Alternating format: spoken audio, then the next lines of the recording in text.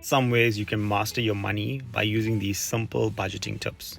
If you feel like your money is slipping through your fingers every month and you're wondering where all your hard-earned cash goes, I'm going to share with you just a few tips that can help you take control of your finances and just utilize this powerful budgeting tips. First thing that I'd do is I'd know my income and I'd know my expenses. Let's start with the basics. Write down all your sources of income on one side, list all your monthly expenses on the other side.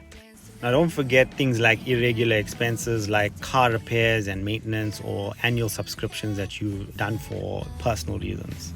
Now, after that, I'd categorize and prioritize these expenses into categories. Example, rent, bond, groceries, and then non-essential items like going out, subscriptions, stuff like that.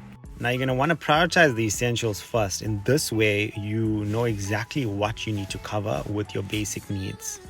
The next step would be to track and cut the expenses because you need to keep an eye on where your money is going. I use things like apps or simple spreadsheets that you could use to track where these things are going. For me personally, my banking app shows me daily where I spend my money and which categories they fall into. And this is how I monitor every single day and every single week on where I'm going over and what I can cut back on. Now, when we talk about cutting back on expenses, these are non-essential expenses. Imagine 40 to 50 rand for cappuccinos every day and you're having like 2 or 3. Just doesn't make sense, right? So rather just make the coffee in the office or buy a coffee machine at the end of the month at home. Also, setting realistic goals is the last thing because whether you're saving for either a holiday or vacation or building an emergency fund, having a goal gives you a little bit more of a purpose towards it.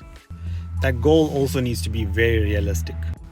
And as always, if you liked this type of content, don't forget to like the video, save it, share it with people who want to be on this personal finance journey with us.